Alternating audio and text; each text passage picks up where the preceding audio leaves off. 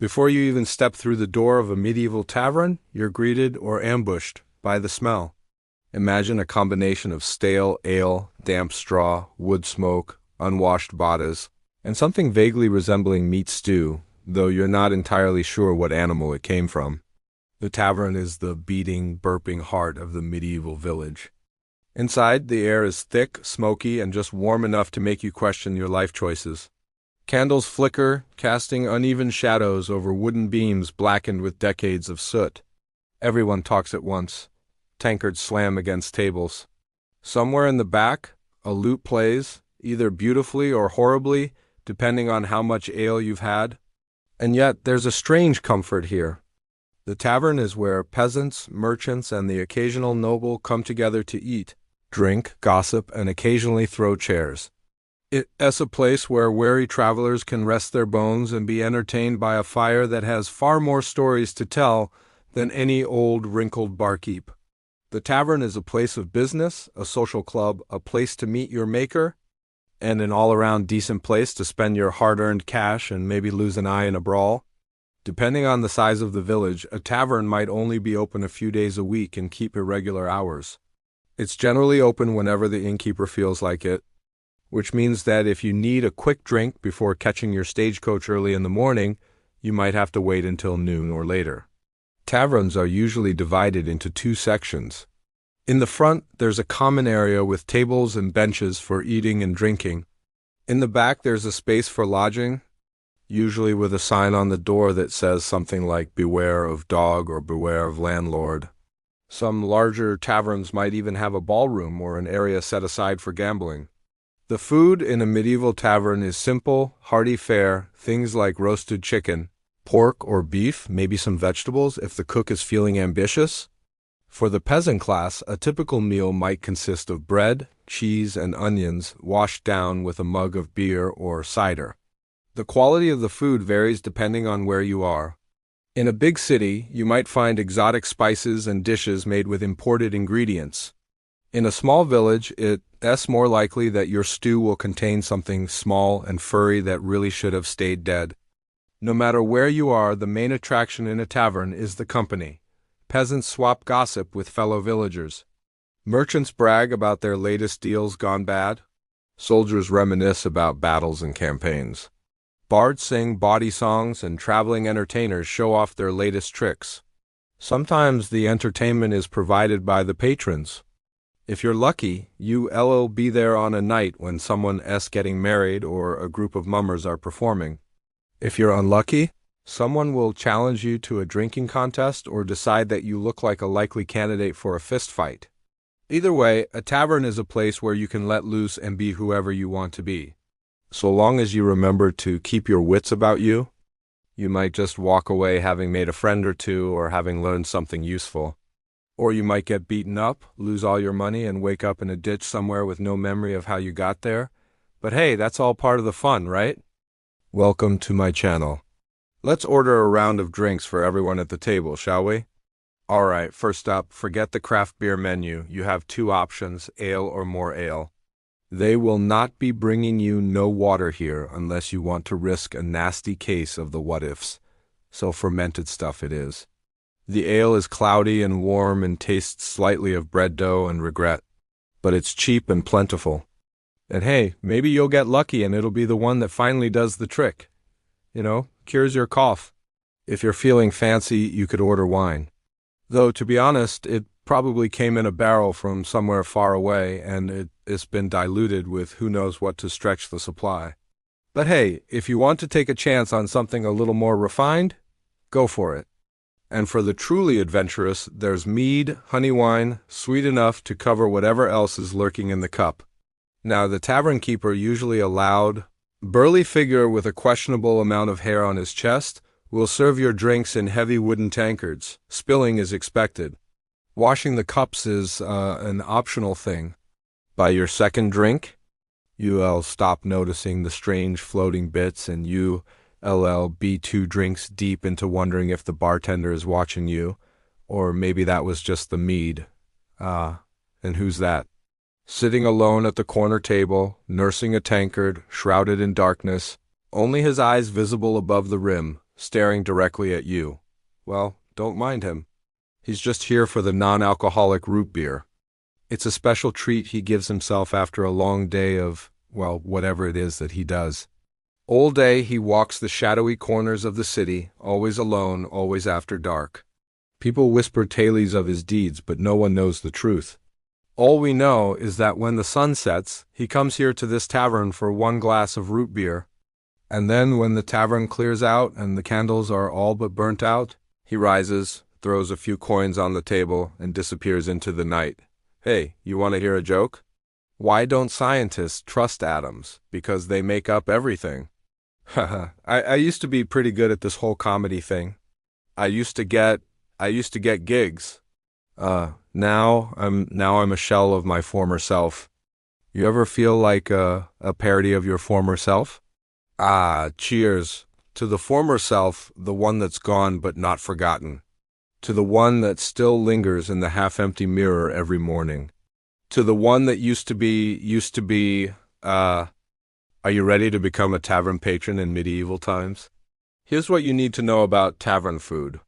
Tavern food is not about flavor. It's about survival.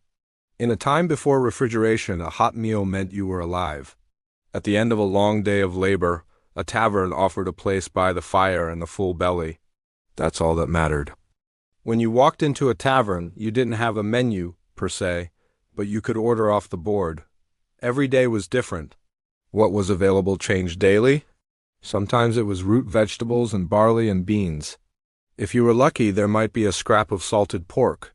The wealthier customers got fresh bread, but the poor got hard-as-rock trenchers. These were like edible plates made of dried, hardened bread that you could take with you on the road. There might have been cheese, but it was likely so strong that it could walk out of the tavern on its own. Don't expect a friendly server either. Tavern keepers had no incentive to coddle their customers. They were there to make money, not friends, and the customers knew it. They weren't there for the food, so they didn't complain. The main dish was almost always a pot of something called pottage. It was a thick stew that had been simmering for hours, maybe even days. It was basically a thick soup made of whatever was available. The ingredients might include barley and oats, but also root vegetables like carrots, parsnips, and potatoes. Sometimes there would be cabbage or other leafy greens, maybe some beans. And if the tavern keeper was feeling generous or if there was a particularly wealthy customer, there might be a bit of meat, perhaps a scrap of salted pork or some sausage. The food wasn't bad, not in the sense that it wasn't tasty, but because there was no regulation. You couldn't be sure what was in the pottage. Maybe it was dog, maybe cat, maybe a small child. Nobody knew, but then again, nobody really cared. Tavern food was utilitarian. It got the job done. It kept the patrons alive. And that was all that mattered. Now, if you'll excuse me, I suddenly have a craving for some hard-as-rock bread and a nice hot pot of mystery meat. Anyone know a good tavern around here? For more about medieval meals, stay tuned. And thanks for watching. Taverns in the Middle Ages weren't just for drinking and eating. They were community centers, banks, post offices, all rolled into one smelly building with a floor that was sticky in some places and a ceiling that was, well, just there to keep the rain out. As soon as you stepped inside, you would hear a cacophony of sounds. Farmers complained about the bad harvest and the blight that was killing their crops. Merchants bragged about the exotic goods they had seen, definitely not stolen, while peddlers tried to sell their wares to anyone who would listen. There was always one old man who insisted he fought in a war decades ago and had the scars to prove it, though nobody was ever quite sure if he was telling the truth or just too drunk to remember. Then there was the village gossip, the person who knew everyone's business and was more than happy to share it for free. Sometimes the gossip was right on the money, and sometimes it was so wrong it was hilarious. But people loved hearing it either way. In the Middle Ages, a tavern was a place where people came to argue as much as they did to drink. Oh yeah, someone insulted someone else's sheep, and before you knew it, the benches were overturned and two men were wrestling on the floor. The tavern keeper didn't bother stopping it unless a table broke, at which point he'd yell, "Hey, watch it, would you?" These are good, solid oak tables, not like the peasants' tables that you city folk are used to. And that would shut them up real quick because in the Middle Ages, Good. Solid oak furniture was expensive and practically indestructible. It was made to last for generations, unlike the peasants' flimsy tables that were held together with a prayer and a piece of string. And when it came to chairs, well, the saying was, buy cheap, buy often. So if you were a peasant and you couldn't afford a chair, you could always just stand. But don't expect the tavern keeper to give you a free one. He's heard all those stories about how peasants like to sneak a chair out the front door, and he ain't having it. Now I know what you're thinking. Why are you telling us this? We didn't ask for it. Well, you did, didn't you? Because this is the first episode of a brand new series all about medieval life. And we'll be looking at everything from kings and queens to peasants and pigs. So stay tuned, because next week we'll be talking about how filthy medieval streets were. Yeah, it wasn't great, so why are you still here? Go on, get out of here. The year is 1485, and you find yourself parched for a pint in a bustling medieval tavern. The air is thick with the smell of stale waste and chamber pots, but it's thick with the smell of something else, too, something enticing, something brewing. You push open the heavy wooden door and step inside. The room is crowded with activity. Farmers in their dirty tunics rub shoulders with traveling merchants and local nobles. A group of burly soldiers, their faces obscured by their helmets, shove each other in a game of dice. In the corner, a lone bard strums a jaunty tune on his lute, singing of heroic deeds in distant lands. You approach the bar and order a pint of ale, joining the throng of men drinking deeply and talking in boisterous voices. The ale is strong and bitter and not very good, but it's the company that makes this tavern special. There are so many stories to be heard here, so many tales of adventure and daring. You listen intently as a grizzled old man recounts his days as a soldier, fighting in far-off lands against fierce enemies. His comrades nod their heads in solemn remembrance, their faces etched with the memories of their shared experiences. As the night wears on, the ale flows freely and the music grows louder. The bard finishes his song and is rewarded with a smattering of applause and a few extra coins tossed into his hat. A new tune begins and the dancers join the fray, stomping their feet and clapping their hands in time to the beat. You find yourself swept up in the energy of the crowd, laughing and shouting along with the rest of them. But as the hours pass, the merriment begins to fade and the crowd thins. Eventually, the ale runs low, the fire burns down, and the night winds creep in. The locals weave their way home through the muddy streets, while travelers stagger upstairs to their lumpy beds. Some never make it, choosing instead to pass out on a bench or against the tavern wall.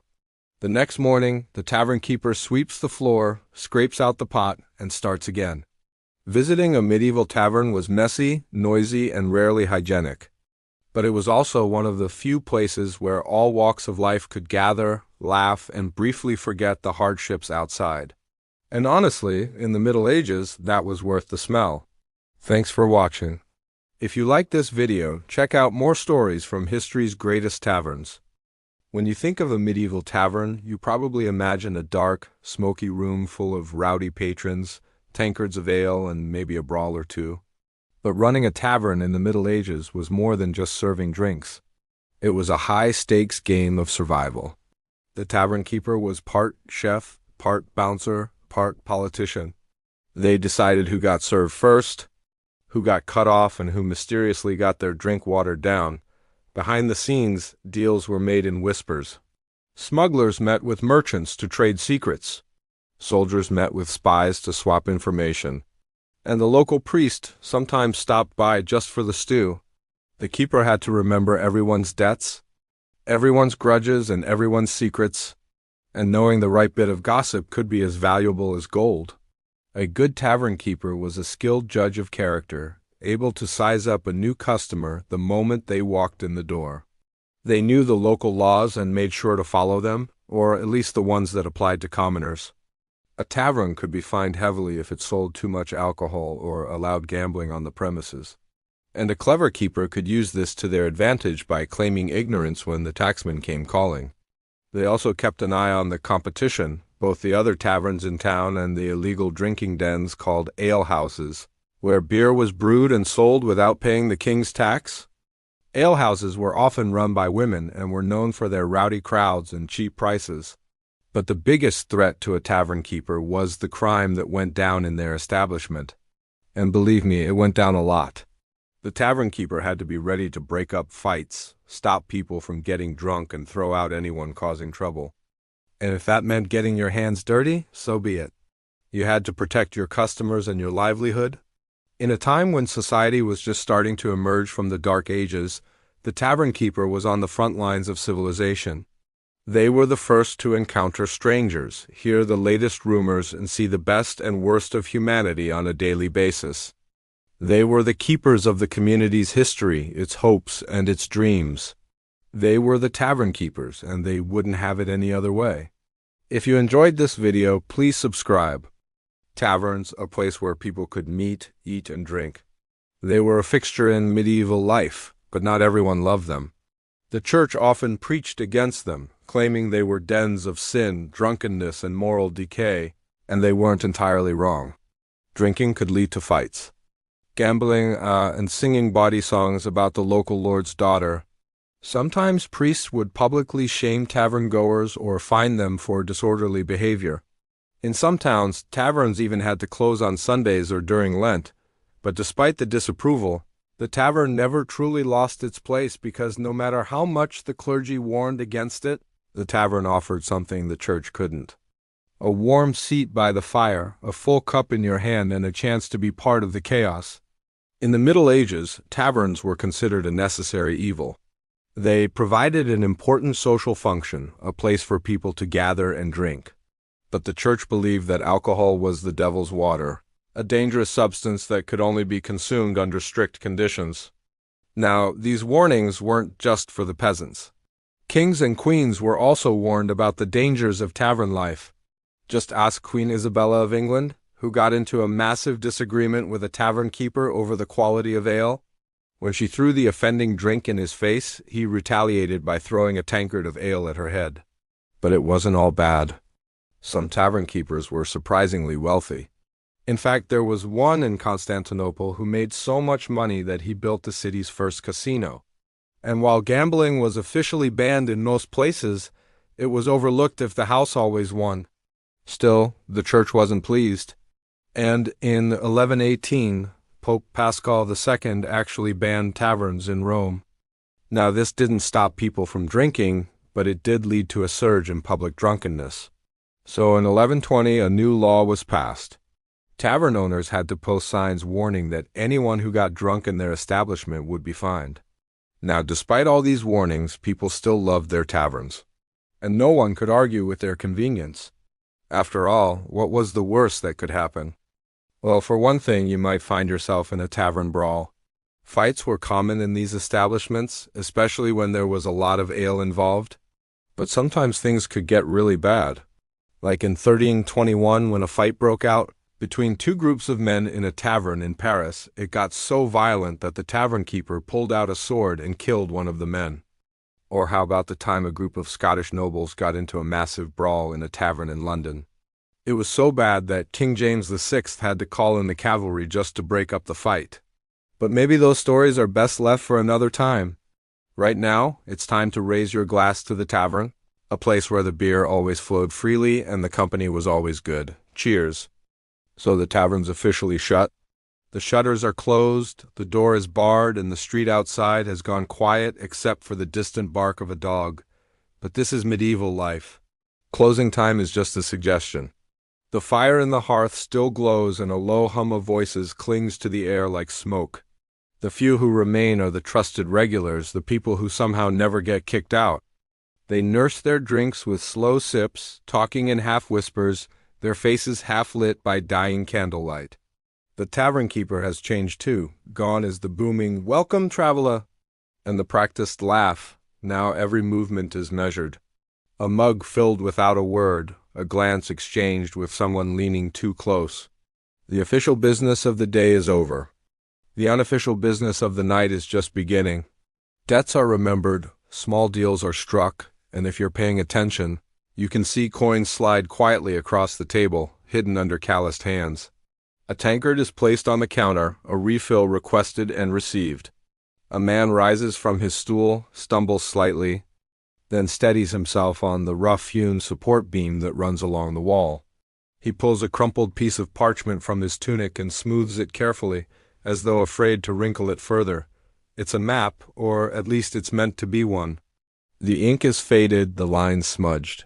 It shows a winding river, a forest, and a crumbling keep. The man traces the lines with a gnarled finger. "There," he says, his voice raspy with drink and age. "That's where I hid the chest. Under the collapsed tower, the one they missed."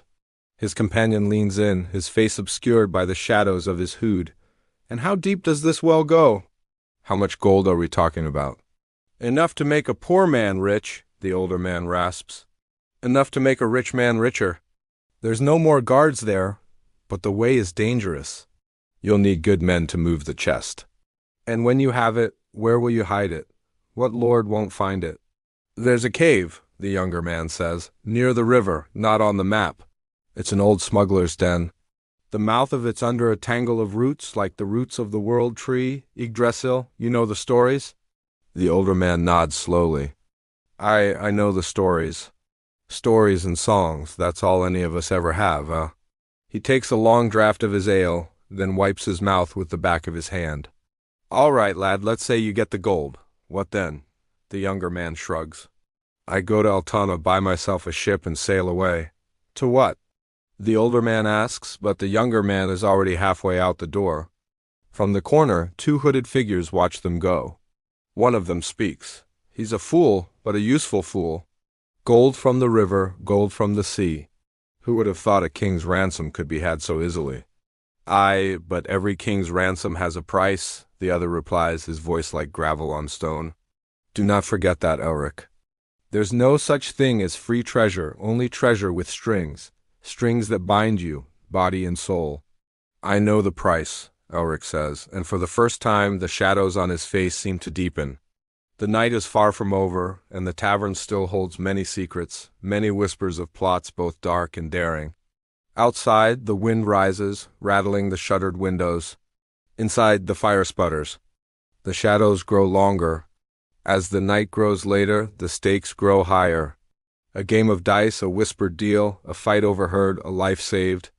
All of these things and more will happen before the morning light, before the tavern opens again and the streets fill with the cries of merchants and the clatter of hooves. For now, the night is theirs, the creatures of the dark, the hunters and the hunted, the rogues and the kings. In the back, the stew pot still hangs over the coals, but the smell has changed. Gone is the hearty, meaty aroma from earlier. What's left is thick, greasy, and slightly burnt, more stubborn than appetizing. Yet a few bowls are still served, mostly to patrons too drunk to tell the difference. Upstairs, the night has its own music, the creak of straw beds, the restless cough of a feverish traveler, the uneven rhythm of boots on old floorboards. Privacy here is a rare luxury, and the thin wooden walls don't keep secrets. Down in the stable, a boy sleeps curled up in the hay. The horse is shifting restlessly beside him. For some travelers, that stable, cold, pungent, and quiet is far more appealing than sharing a bed with a stranger and their fleas. Back in the main room, a game of dice has started. The clink of coins and the low rumble of muffled laughter fill the corner. Nobody's shouting now. The night belongs to quieter wagers, and everyone knows the rules. No fights, no loud voices, and if you lose all your money, order another drink. The barkeep wipes down a tankard with a rag, his gaze sweeping the room, lingering on each table, counting the tankards, making sure the peace holds. Outside, the wind rises, rattling the windows. It moans around the corners of the building, a lonely sound in the vast emptiness of the plains. Inside, the fire sputters, sending sparks scrambling up the chimney. One lands on the thatched roof, but it's too small to ignite the dry thatch. Just a spark, just a little warmth from a dying ember. A lone traveler enters, shaking off the rain. He pulls his cloak tight, trying to recapture the meager heat within. He's drenched to the bone, his boots heavy with mud. As he approaches the bar, the others fall silent, watching him, curious about where he's from and where he's going, reading the story in his tired eyes and slumped shoulders. The newcomer doesn't seem to notice. He's got only one good eye, the other socket milky and blind. He looks for the barkeep, manages a weary smile, lifts his hood, revealing a head of tangled red hair streaked with gray. His face is weathered like an old leather jerkin, lined and creased from years of sun and wind. The barkeep nods, understanding the unspoken question in the man's eyes. He points to the corner table, the one occupied by two men playing dice. With a grunt of thanks, the newcomer walks over and joins the game. The barkeep turns back to his work, a mug of ale in his hands. He pours slowly, carefully, for the customers who aren't paying, watching instead. The traveler runs a hand over his beard, then reaches into his cloak, pulling out a small pouch, worn soft from years of handling. He lays it on the table, a splash of color against the wood. The pouch is almost empty, the dice clatter. The newcomers lose, of course. Everyone loses until the morning light and they play on. The stable door creaks open and a young man steps out, blinking against the dim lamplight. He shivers, pulling his threadbare cloak tighter. In his hand he clutches a steaming mug, the only dry thing left of his travel-worn clothes. Beside him, a horse snorts, pawing the ground. It whinnies softly, nudging the boy with its nose. He strokes the horse's neck, whispering something about another day. The horse nuzzles him, then turns to the hitching rail, its breath misting in the cold air. Across the way, a gruff voice calls out, "Hey boy, you got a moment?" The newcomer motions with his chin toward the stable. The boy shakes his head, his eyes downcast. The man sighs, takes a swig of his drink, then pushes his stool away from the table. As he walks past the bar, he drops a coin on the counter, enough for 2 more drinks. The barkeep nods, his face grave. He doesn't ask the usual question, room upstairs or down in the stable, because he already knows the answer. The night isn't done, not really. There's still time for more stories, more songs, and maybe even more laughter. But the wind outside has picked up, and the lonely traveler seeks only the solace of sleep, wherever that might be. I wrote that story in just about 5 minutes, and yet, despite how quickly it was written, it's already been watched by tens of thousands of people. That's because it was posted on a platform where readers are always looking for great new stories to sink their teeth into. And let me tell you, there are plenty of places online to share your work with a hungry audience. Whether that be short stories, poems, song lyrics, even scripts for TV shows and movies. But first, the one thing that every writer needs to keep in mind when sharing their work online is this: you need to protect your ideas. Too often I hear writers say, "I'm sure no one will ever steal my idea." But trust me, you don't want to be that guy. So, today I'm going to show you a way to safeguard your work. Every year, more than 30 million students and professional writers use Grammarly to make their writing clearer and mistake-free. With Grammarly Premium's new AI writing assistant, you can craft high-quality writing in no time at all. Its advanced features analyze your writing at a deeper level than ever before, catching subtle grammatical and spelling errors that other tools might miss. You get suggestions to improve punctuation, style, tone, clarity, and more. And now you can do it all from a beautifully redesigned interface. You can download the free version of Grammarly right now from the website below. But for a limited time, you can also get a special offer from Grammarly Premium, which comes with these additional AI writing assistant features. Just click the link below to redeem your offer and start writing today. In a bustling town square, surrounded by the clatter of commerce and the murmur of everyday life, stood an unassuming tavern. Its sign, a faded depiction of a tankard beneath a roof, promised weary travelers respite and tankards of ale aplenty. For many, it was just a place to wet their whistle and rest their feet for a while. But the truth was, not everyone here was just passing time. A man in a hooded cloak sat alone at a corner table, his eyes like chips of flint, constantly scanning the room. In his calloused hands, he cradled a chipped mug, feigning the action of nursing a drink for hour after hour. Every so often, someone would lean in close, whispering a sentence or two before melting back into the crowd without a backward glance. Was he a spy, a messenger, or merely a collector of gossip? The tavern was his hunting ground, and its patrons, both willing and unwilling participants in his game. The fire in the hearth shrunk to glowing embers, and the candles on the wall gutters low, casting long, dancing shadows that mimicked the flickering flames. The tavern keeper, a stout woman with a no-nonsense air, decided enough was enough. "That's it," she declared, her voice ringing out with the finality of a closing bell. "That's it for tonight." As if on cue, boots scraped on the wooden floor, cloaks were thrown over shoulders, and the patrons surged toward the door, eager to be out in the cold night air. The tavern keeper watched them go, a faint smile touching her lips.